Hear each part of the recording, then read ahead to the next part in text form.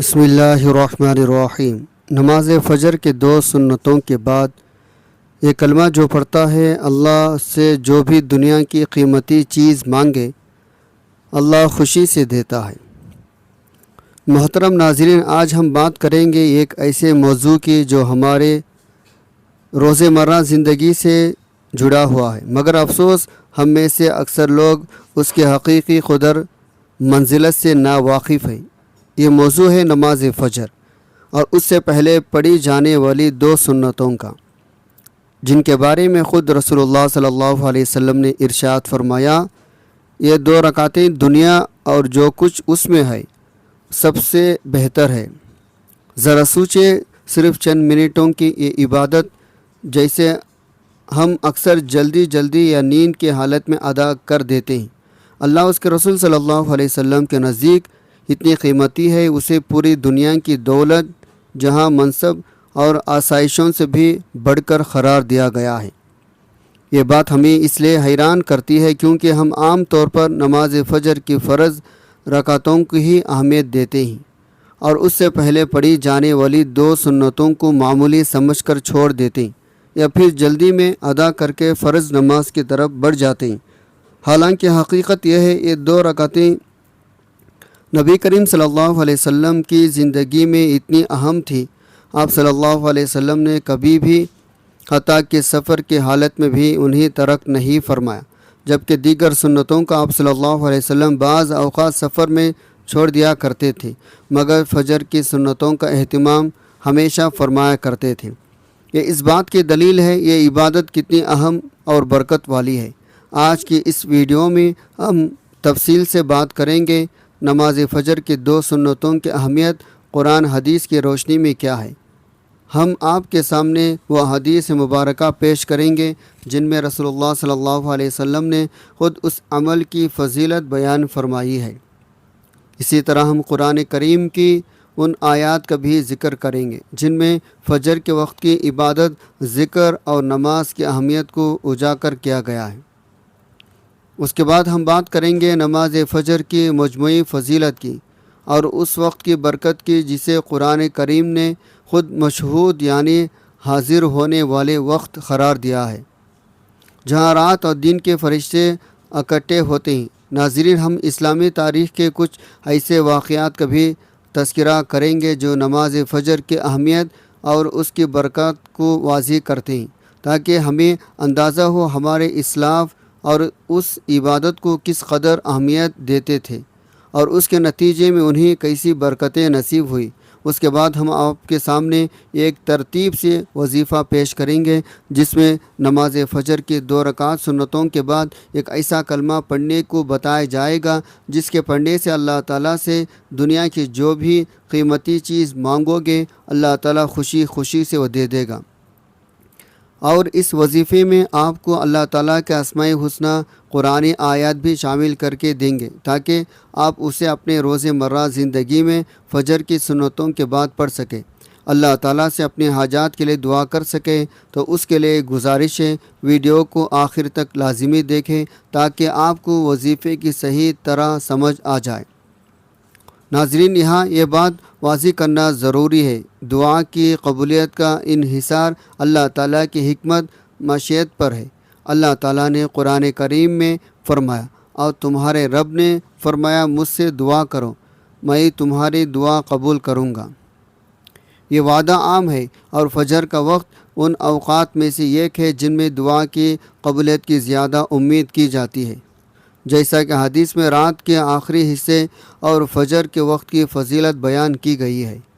لیکن یہ یاد رکھنا ضروری ہے، ہر دعا کا فوری من چاہا نتیجہ ملنا ضروری نہیں، بلکہ اللہ تعالیٰ اپنی حکمت کے مطابق دعا کو قبول فرماتے ہیں۔ کبھی وہی چیز عطا فرما دیتے ہیں جو مانگی گئی ہو، کبھی اس سے بہتر چیز عطا فرماتے ہیں اور کبھی آخرت کے لیے ذخیرہ بنا دیتے ہیں۔ یہاں ایمان کا تقاضا ہے، ہم اللہ سے امید رکھیں، دعا کرتے رہیں، نتیجہ اللہ کی حکمت پر چھوڑ دیں۔ ناظرین، آپ سے پھر گزارش ہے اس ویڈیو کو آخر تک ضرور دیکھیں کیونکہ اس میں ہم نے آپ کے لیے ایک مکمل ترتیب وار عمل پیش کیا ہے جسے آپ روزانہ اپنے زندگی کا حصہ بنا سکتے ہیں۔ یاد رکھیں دین اسلام میں چھوٹی چھوٹی عبادتیں بھی بڑا اجر رکھتی ہیں، بشرطے کہ وہ خلوص نیت یقین کے ساتھ ادا کی جائیں۔ آئیے اب تفصیل سے اس موضوع کا مطالعہ کرتے ہیں اور جانتے ہیں نماز فجر کی یہ دو سنتیں ہماری زندگی میں کیا انقلاب برپا کر سکتی ہے۔ ناظرین، نماز فجر کا وقت دراصل ایک ایسا وقت ہے جب پورے کائنات خاموشی کی چادر اوڑھی ہوتی ہے، ستارے ابھی مدھم ہو رہی ہوتے اور صبح کی پہلی کرن افق پر نمودار ہونے کو ہوتی ہے۔ یہی وہ وقت ہے جب اللہ کے مخلص بندے اپنے بستروں کو چھوڑ کر اللہ کے حضور کھڑے ہوتے ہیں، جبکہ باقی دنیا نیند کے آغوش میں ہوتی ہے۔ یہ عمل بذات خود ایک عظیم قربانی اور اخلاص کی علامت ہے، اور یہی وجہ ہے اللہ تعالیٰ نے اس وقت کی عبادت کو خصوصی فضیلت عطا فرمائی۔ آئے اس سفر کا آغاز کرتے ہیں۔ نماز فجر کی دو سنتوں کی اہمیت۔ قرآن حدیث کی روشنی میں نماز فجر کی دو سنتیں، جنہیں فقہ اصلاحی میں سنت موقدہ کہا جاتا ہے، رسول اللہ صلی اللہ علیہ وسلم کی سب سے زیادہ تاکید شدہ سنتوں میں شمار ہوتی ہے۔ آئے پہلے ان احادیث مبارکہ کا مطالعہ کرتے ہیں جن میں آپ صلی اللہ علیہ وسلم نے اس عمل کی فضیلت بیان فرمائی۔ حضرت عائشہ رضی اللہ عنہا سے روایت ہے، رسول اللہ صلی اللہ علیہ وسلم نے ارشاد فرمایا، فجر کی 2 رکعتیں سنتیں دنیا اور اس میں موجود ہر چیز سے بہتر ہیں۔ یہ حدیث اس بات کی سب سے بڑی دلیل ہے یہ عمل کتنی زیادہ اہمیت رکھتا ہے۔ غور کریں، نبی کریم صلی اللہ علیہ وسلم نے پوری دنیا کی نعمتوں، دولت، جائیداد اور آسائشوں کو ان 2 رکعتوں کے مقابلے میں کم تر قرار دیا ہے۔ یہ اس لیے دنیا کی ہر چیز فانی ہے، جبکہ اس عمل کا اجر اللہ کے ہاں باقی رہنے والا اور دائمی ہے۔ حضرت عائشہ رضی اللہ عنہا ہی ایک اور روایت میں آتا ہے، نبی کریم صلی اللہ علیہ وسلم کسی بھی نفل نماز کا اتنا اہتمام نہیں فرماتے تھے جتنا فجر کی 2 رکعتوں کا اہتمام فرماتے تھے۔ اس حدیث سے معلوم ہوتا ہے آپ صلی اللہ علیہ وسلم اس عمل کو کبھی نظر انداز نہیں فرماتے تھے، چاہے سفر میں ہو یا حضر میں، صحت ہو یا بیماری کی حالت۔ ایک روایت میں آتا ہے، رسول اللہ صلی اللہ علیہ وسلم نے فجر کی 2 سنتوں کے بارے میں فرمایا، اگر تم میں سے کسی کو کچھ چیز جلدی میں مصروف کر دے تو فرض نماز کے 2 رکعت سنت کو نہ چھوڑے۔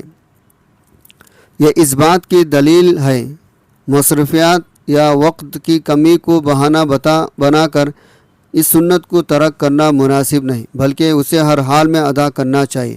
حضرت ابو ہریرہ رضی اللہ عنہ سے روایت ہے، رسول اللہ صلی اللہ علیہ وسلم فجر کی دونوں سنت رکعتوں میں سورہ کافرین اور سورہ اخلاص کو تلاوت فرمایا کرتے تھے، اور بعض روایت میں سورہ بقرہ کی ابتدائی آیت قل آمنا باللہ، سورہ آل عمران کی آیت قل یا اہل الکتابی کی تلاوت کا بھی ذکر ملتا ہے۔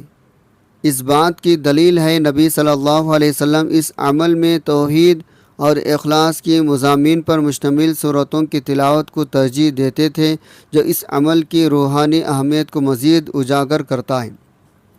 ناظرین، اب آئیے قرآن کریم کی ان آیات کا مطالعہ کرتے ہیں جو فجر کے وقت اور اس میں عبادت کی اہمیت کو بیان کرتی ہے۔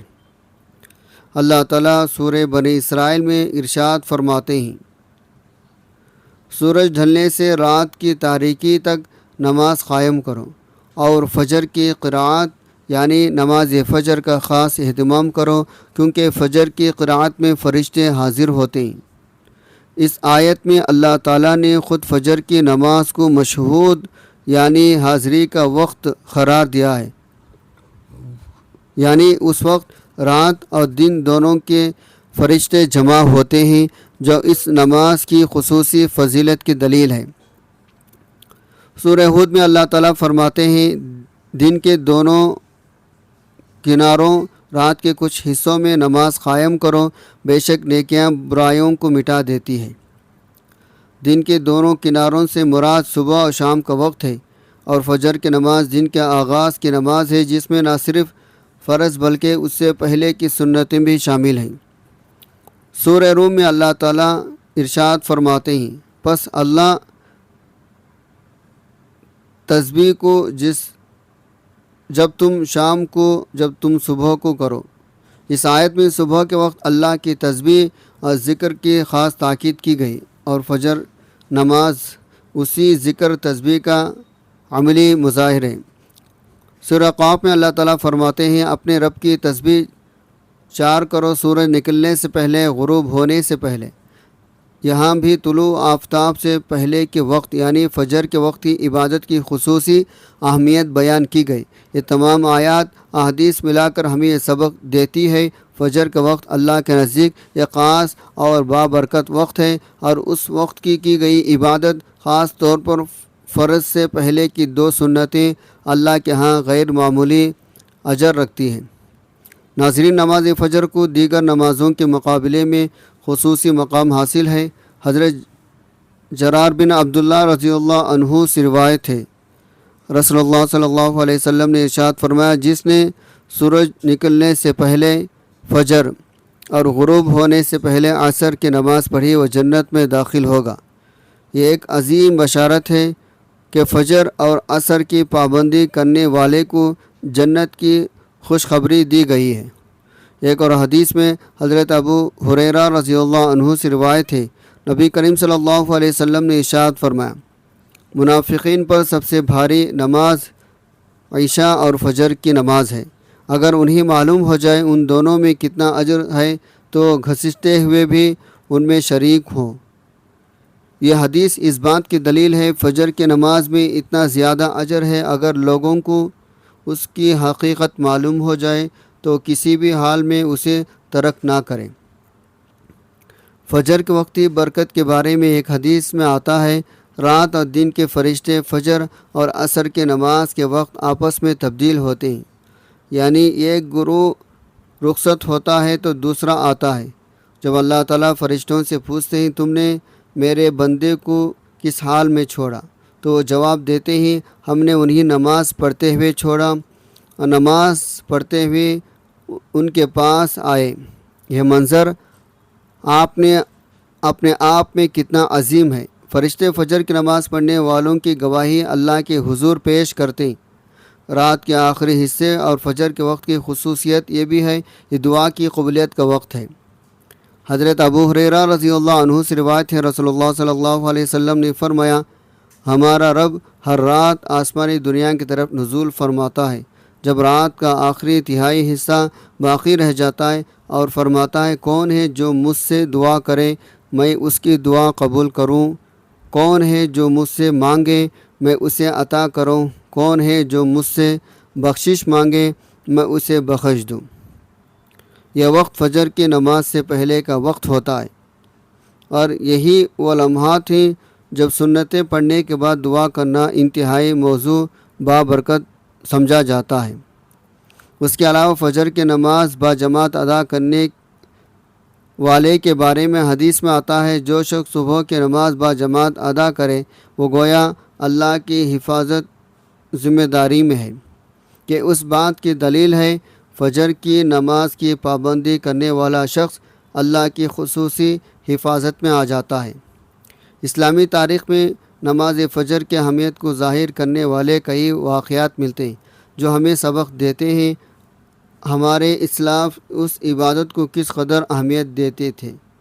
ایک مشہور واقعہ حضرت عمر بن خطاب رضی اللہ عنہ سے متعلق ہے۔ روایت میں آتا ہے، جب حضرت عمر رضی اللہ عنہ کسی صحابی کو فجر کی نماز میں غائب پاتے تو ان کے گھر جا کر خیریت دریافت فرماتے، کیونکہ ان کے نزدیک فجر کی نماز میں شرکت نہ کرنا کسی بڑی وجہ کے بغیر ممکن نہیں تھا۔ اسی طرح تاریخ میں یہ بھی مذکور ہے، حضرت عمر رضی اللہ عنہ جب مسجد میں تکبیر کہتے تو اپنی آواز بلند کر کے کہتے، الصلاۃ خیر من النوم، یعنی نماز نیند سے بہتر ہے۔ یہی الفاظ بعد میں اذان فجر کا مستقل حصہ بن گئے۔ یہ اس بات کی علامت ہے ابتداء اسلام سے ہی فجر کی نماز کو نیند پر ترجیح دینے کی تلقین کی جاتی رہی۔ ایک اور واقعہ تابعین کے دور سے ملتا ہے جس میں کئی بزرگان دین کا یہ معمول تھا، وہ فجر کی نماز کے بعد اپنی جگہ پر بیٹھ کر ذکر اذکار میں مشغول رہتے تھے یہاں تک کہ سورج طلوع ہو جاتا، اور اسی عمل کو اشراق کے برکت سے تعبیر کیا جاتا۔ اس معمول کی بنیاد اس حدیث پر جس میں رسول اللہ صلی اللہ علیہ وسلم نے فرمایا، جو شخص فجر کی نماز با جماعت پڑھی پھر بیٹھ کر اللہ کا ذکر کرتا رہا یہاں تک کہ سورج طلوع ہو جائے، پھر 2 رکعت نماز پڑھے تو اسے ایک مکمل حج اور عمرے کا ثواب ملتا ہے۔ یہی وجہ صحابہ اکرام تابعین اس وقت کو غفلت میں ضائع نہیں کرتے تھے بلکہ ذکر عبادت میں مصروف رہتے تھے۔ تاریخ میں یہ بھی مذکور ہے جب مسلمانوں نے کئی اہم غزوات معرکوں کا آغاز کیا تو ان کی بنیادی صبح کے وقت فجر کی نماز کے بعد رکی جاتی تھی، کیونکہ اس وقت کو بابرکت فتح نصرت کا وقت سمجھا جاتا تھا۔ یہ روایت ہمیں درس دیتی ہے فجر کا وقت نہ صرف انفرادی عبادت بلکہ اجتماعی برکت کامیابی کا بھی ذریعہ سمجھا جاتا رہا۔ یہ تمام واقعات اور روایات ہمیں پیغام دیتے ہیں نماز فجر اس سے متعلقہ اعمال ہمارے اسلاف کی زندگیوں کا مرکزی حصہ تھے، انہی کی برکت سے وہ دنیا آخرت کی کامیابیوں سے سرفراز ہوئے۔ تو ناظرین محترم، وقت کی نزاکت کو مد نظر رکھتے ہیں اب ہم آپ کے سامنے وہ ترتیب پیش کرتے ہیں جسے آپ نماز فجر کی 2 سنتوں کے بعد فرض نماز سے پہلے یا فرض نماز کے بعد سکون سے بیٹھ کر ادا کر سکتے ہیں۔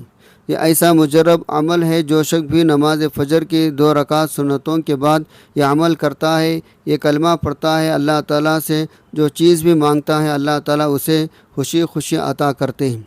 یہ عمل اللہ سے تعلق مضبوط کرنے، اس کا ذکر کرنے اور اپنے حاجات اسی کے حضور پیش کرنے کا یہ خوبصورت انداز ہے، دعا کی قبولیت کی معیشت پر منحصر ہے اور ہمیں پورے یقین امید کے ساتھ دعا کرنی چاہیے۔ تو اس عمل میں سب سے پہلے آپ نے باوضو ہو کر نماز فجر کی 2 رکعت سنتیں ادا کر لینی ہے، اور اس کے بعد چاہے نماز پر بیٹھے بیٹھے اس عمل کو کیا جا سکتا ہے، ورنہ آپ فرض نماز پڑھ کر بھی اس عمل کو کر سکتے ہیں۔